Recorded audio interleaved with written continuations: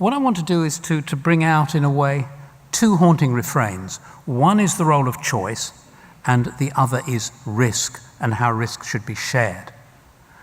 Before doing that, let me start with my punchline, which is that there is no single best pension system for all countries. There are sound principles of design, but no single best system.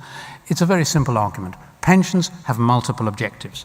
Consumption smoothing, that's redistributing from ourselves in middle years to ourselves when we're old. That's insurance, things like annuities, poverty relief, redistribution. So multiple objectives. Systems in different countries face different constraints, fiscal constraints, institutional capacity constraints, etc. So different countries at different times have different weights for the different objectives and face different constraints. If the objectives are different and the constraints are different, then what is optimal is different. So pension systems in different sensible countries look very different, and that, in my view, is entirely as it should be.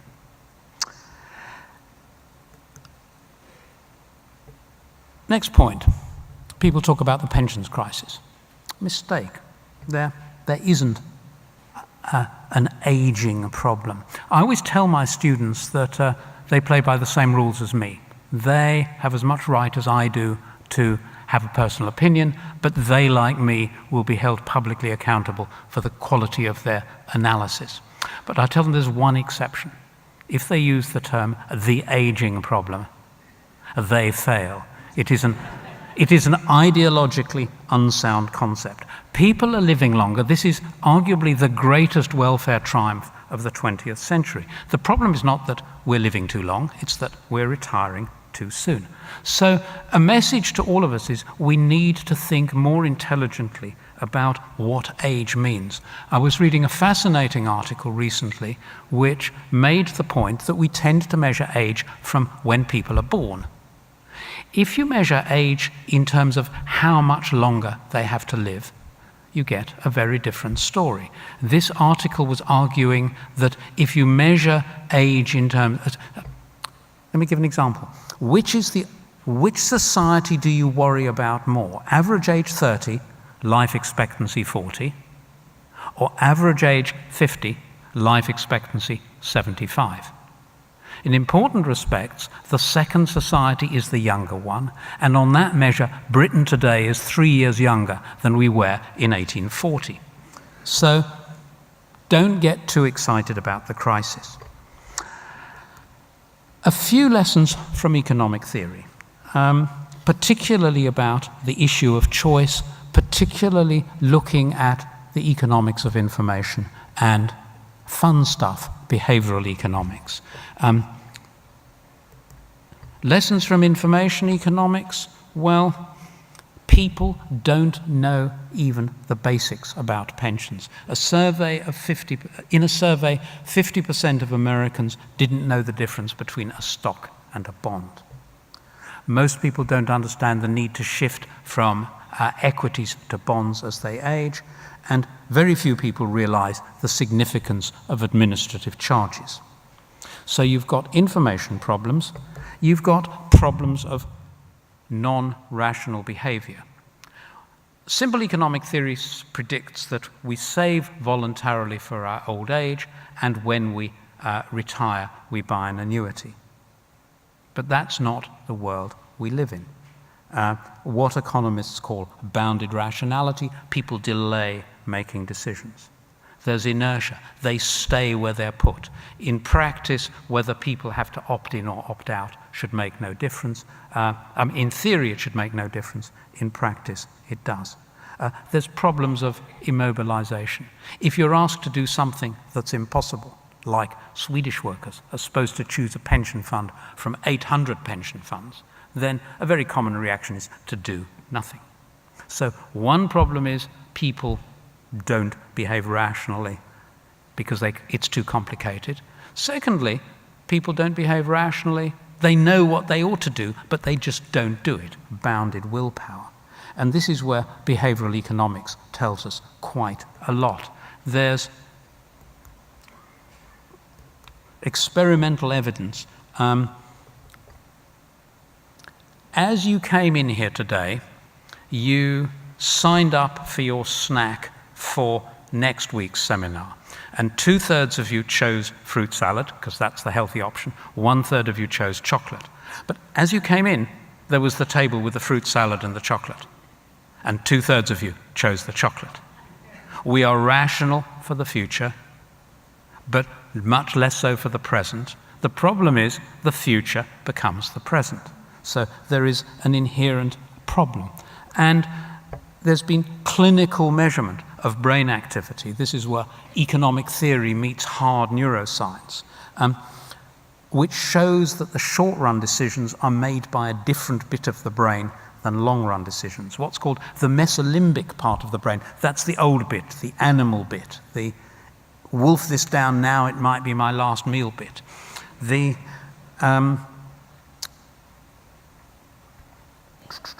where are we? The prefrontal cortex is newer. That's the patient, the rational economic man and woman. Now, what we know from introspection is life is a constant battle between the two bits. You know, there's going to be a reception after the end of this session, but you've got a report that you need to finish this evening. So are you going to have that extra glass of wine or not? And we battle within ourselves. So that's why people delay dieting, giving up smoking, starting a pension plan, etc. So the implications for policy design, there's two rather simple and powerful ones. First of all, financial education is a terrific thing and we should all applaud it. But there are limits to what we can expect it to achieve. Just as education in health and nutrition is important and useful, but it won't turn us all into medical doctors. And the second implication for policy design is that constrained choice is part of good policy design. Telling workers, we are deliberately restricting your choice to a very small one, is part of good policy design. So the organisers asked me to talk a bit about future perspectives. What does the theory imply for policy design? I'm going to mention one bit very briefly because Australia broadly gets that right, and that is that you have a basic pension that is based not on contributions but is tax financed. And that sort of arrangement, Australia and New Zealand used to be unusual in having that arrangement. A lot more countries are now coming around to realising that that's the right way to go. What I want to spend more time talking about are simple savings and annuities. And this is back to the issue of choice again. My argument is that the model of choice and competition, which is marvellous for cars and smartphones and clothes and restaurants, and in fact for most things, is the wrong model for pensions. The first point is that giving people choice has high administrative costs. Secondly, and you could say, well, maybe that's worthwhile if that gives people the opportunity to exercise choice in ways that benefit them. But that's not the case. Consumers don't do a good job of choosing. Pensions are complex, so workers facing choices face all the problems I've already talked about. So those of you here who are running schemes in which individual workers have little choice or no choice are doing it right, and don't let the politicians say otherwise. Let me stress, this is not a condescending attitude by an elderly professor about the public being unable to understand complicated things. None of us is allowed to go into the pharmacy and buy any pharmaceutical drugs we want because it's rightly thought we don't know enough to make those choices sensibly. When I was working on the report on Sweden, which I wrote, I was having dinner one evening with two old friends, one of them who essentially runs the Swedish pension system, and the other one, the person who largely invented it. Sweden workers have to choose from 800 funds. There is a default fund for workers who don't choose. I said to my friends, I said, if I were a Swedish worker, I'd be in the default fund. And they laughed and they said, we're in the default fund.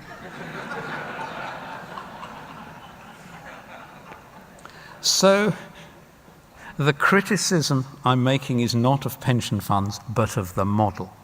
And if you follow through, that has important implications for pension design. First of all, make membership mandatory or use automatic enrolment. Secondly, keep choices simple. Highly constrained choice is deliberate and it improves workers' lives. Partly because the issue is too complicated, partly because even if you do understand about pensions, do you really want to spend your private life worrying about your pensions? A lot of people would rather just have something set up that they can rely on and they don't have to think about too much. The third element is include a good default option, which includes moving people automatically from equities towards bonds as they get older. And the fourth bit is keep administrative costs low by separating two bits of the activity. There is the administrative bit, the back office, the record keeping stuff, and that should be centralized because there's economies of scale. A separate bit is the fund management, and there are two ways in which that can be done. It can be done by central government as a sovereign wealth fund, as they do in Norway, which is a great model if you've got a government like the Norwegian government, or it can be done wholesale on a competitive basis. And one example of that, which is the oldest one, is the US Thrift Savings Plan, which is the pension scheme for US federal civil servants.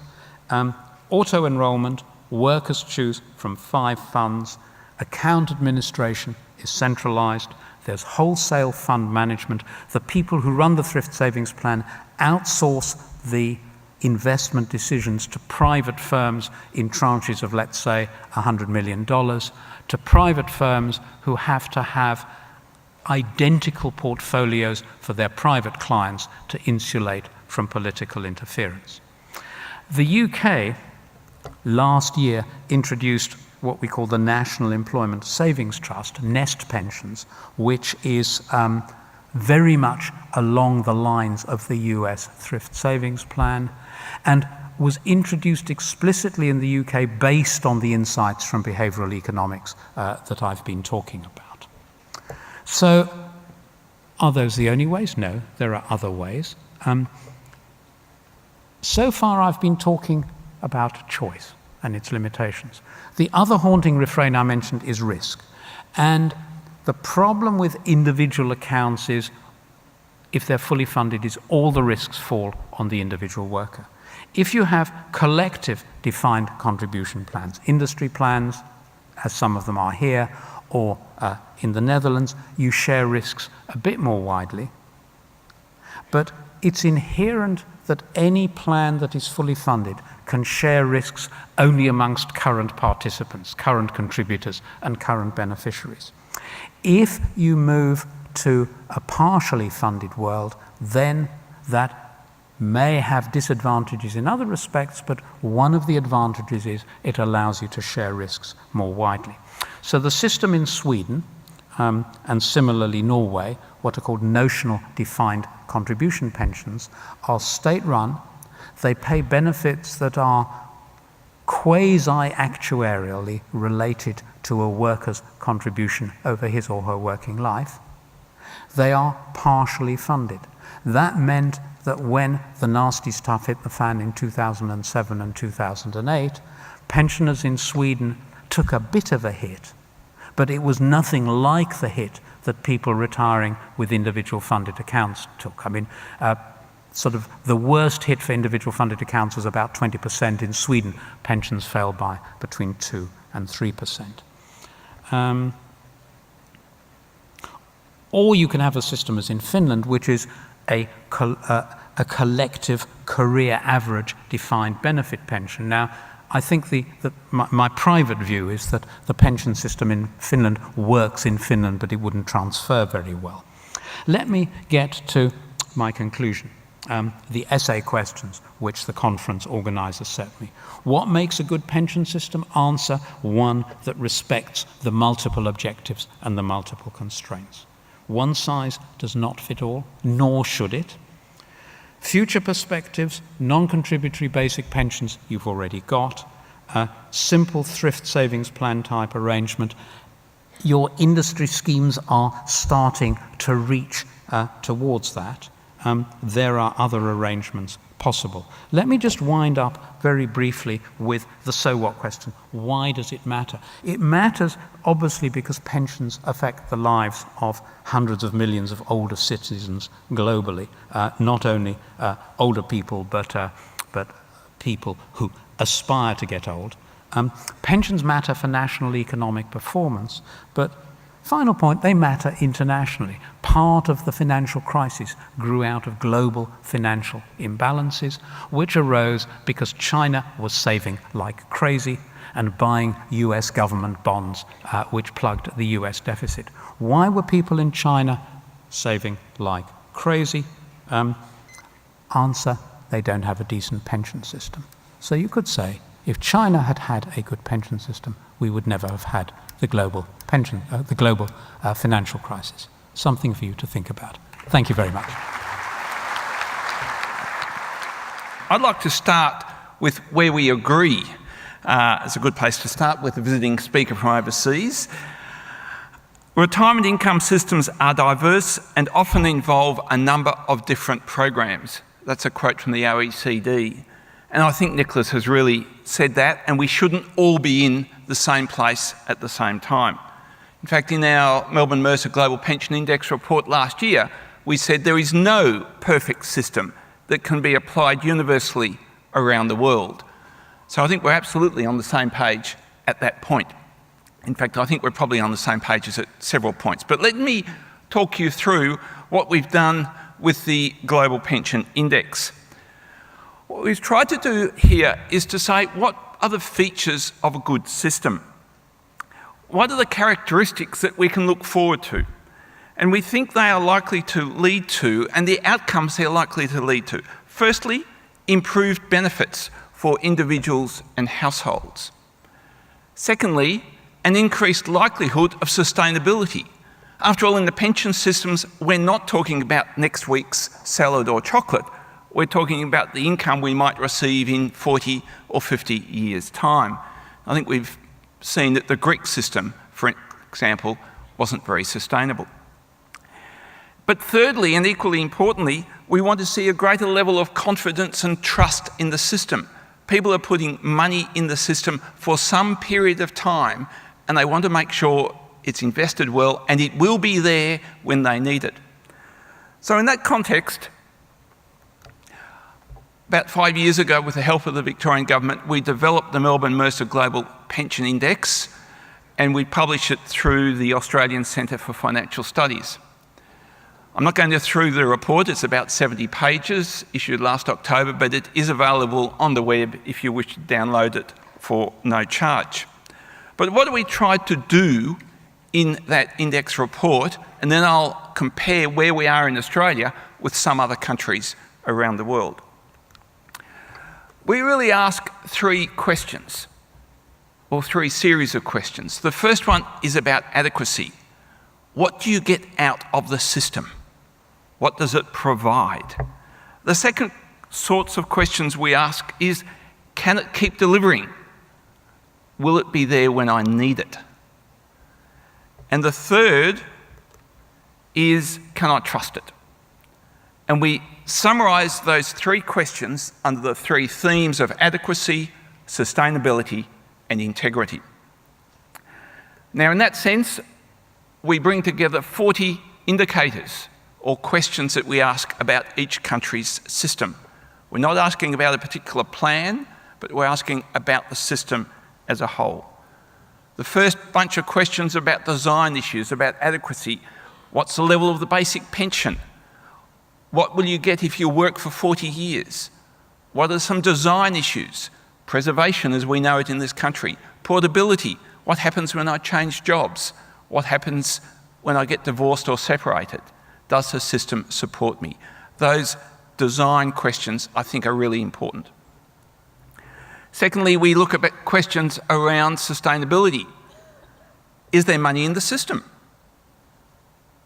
Is money going into the system? What's the demography look like?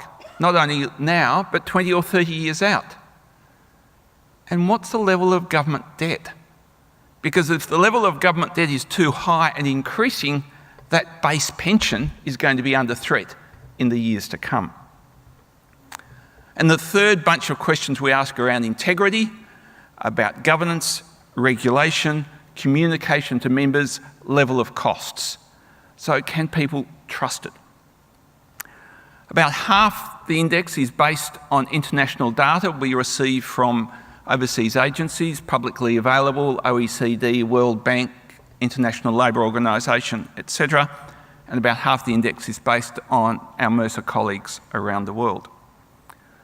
We're slowly expanding the index every year, and last year we looked at 20 countries representing a bit more than 55% of the world's population. For those of you who haven't seen the results, there they are. Only one country scored more than 80, which we classify A grade, distinction if you like, and that was Denmark. Two countries, the Netherlands and Australia, B+, credit plus if you like. My old academic days are coming to the fore here.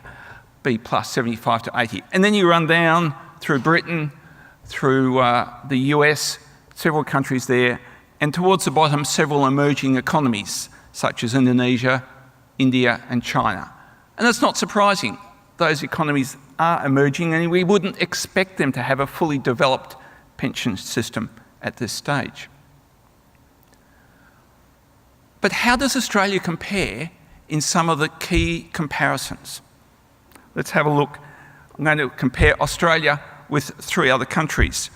Now, the countries I've chosen are the 2 countries above us, Denmark and the Netherlands, and also Canada, because Canada's got a well-established pension system, and Australia and Canada, similar-sized country. They're a bit bigger than us population-wise, but similar culture, and we have a lot of similarities with them. So let's have a look at some comparisons. The first question we ask is, what's the pension you get if you have nothing? What's the base pension as a proportion of the average wage? And you can see there that these are OECD numbers, 23.7% for Australia, a little bit higher for Denmark and for Canada, but we're above the average. The UK and the US sit at about 19 or 20%. So we're not doing badly for the base pension. Perhaps we could do a little bit better, but of course that's got budgetary implications. The second question is what you get out of the system if you've been working in it for 40 years. And again, these are OECD numbers, uniform assumptions across the world. Now, don't think that in the Netherlands, with 104%, people retire on more than they work with or earn as income.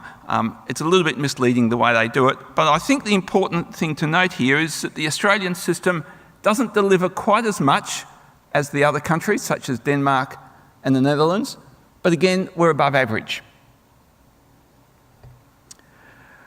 Thirdly, what's the coverage of the working age population? In other words, what proportion of the working age population, those aged between 20 and 65, who are in the system? We thought we had universal coverage. Well, I'm sorry, we don't. We almost have universal coverage for employees, but not for the self-employed. And a lot of people are outside the system.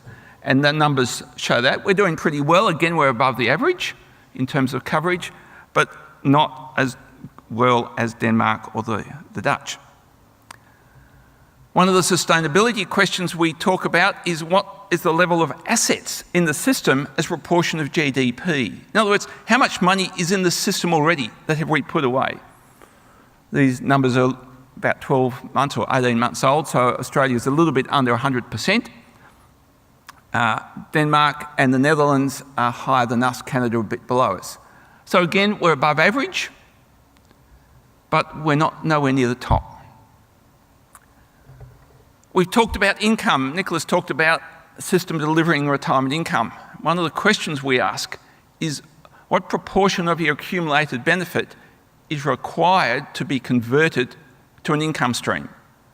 That's a difficult question to answer in Australia, but the answer is nil. You can take it all as a lump sum.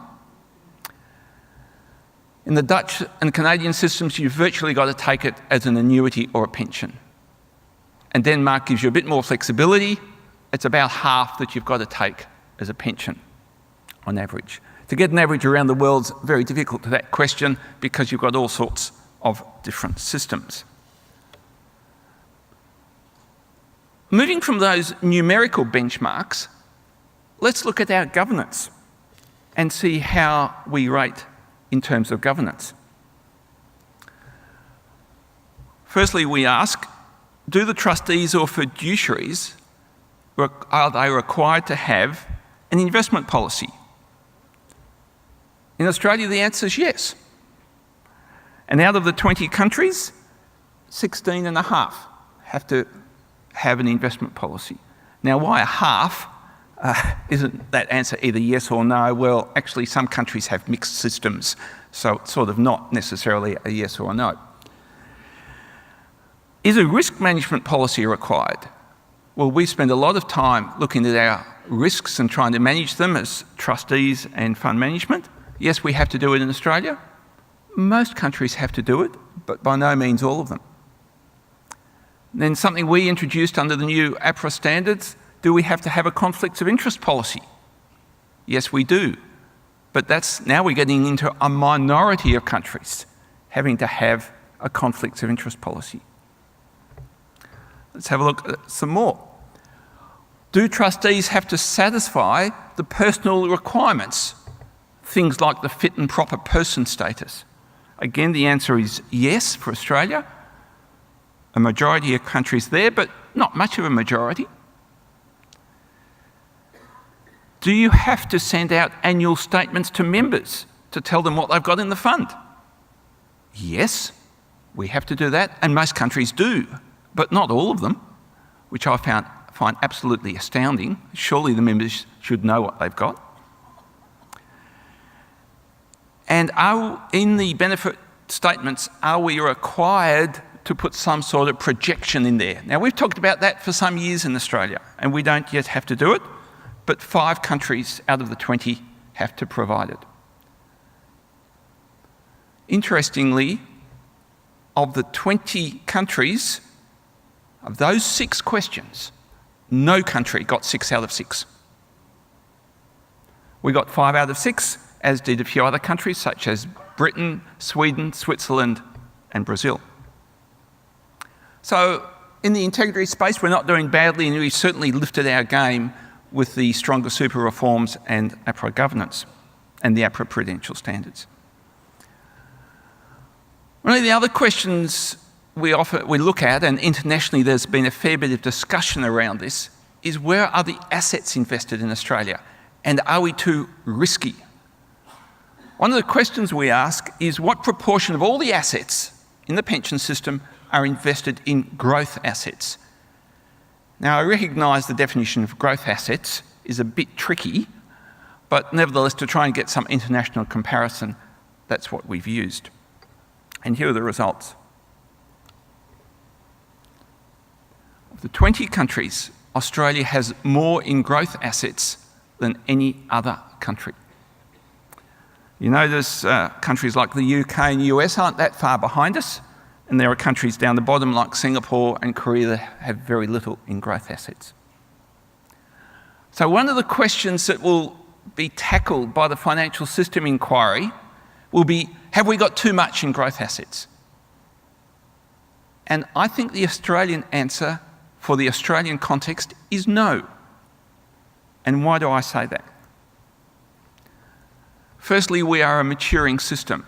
We don't have a lot of people and a lot of the money yet in the pension phase. We don't have many annuities. If you're promising a pension and an annuity, you have to allocate and match those fixed liabilities with matching assets. We don't have that issue. Perhaps we should, but that's another question. We're also predominantly defined contribution, not defined benefit.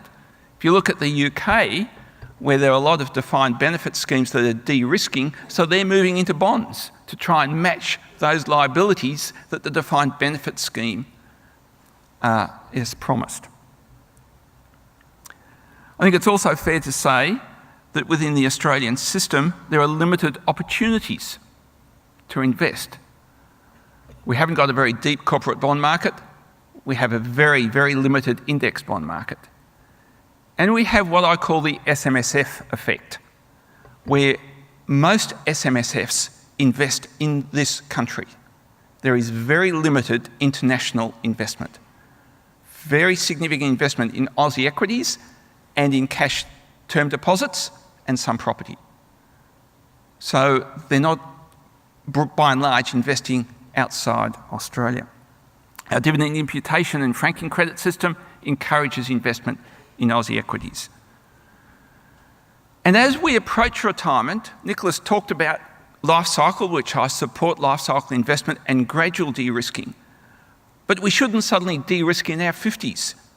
If I have to buy an annuity, which was the UK system until last week's changes in the budget, then I can understand why I de-risk in the years before I have to convert to an annuity. But we don't have to do this in this country. So we can gradually de-risk through our whole life rather than suddenly having to de-risk. And the final one might be interesting. The fact we have a means-tested age pension means that the government is putting some insurance under my investment. In other words, if my investment goes well as a retirement, hey, that's great. I can now go on another world trip. If my equities don't perform, or I have some capital losses, that's okay. My age pension will go up a little bit.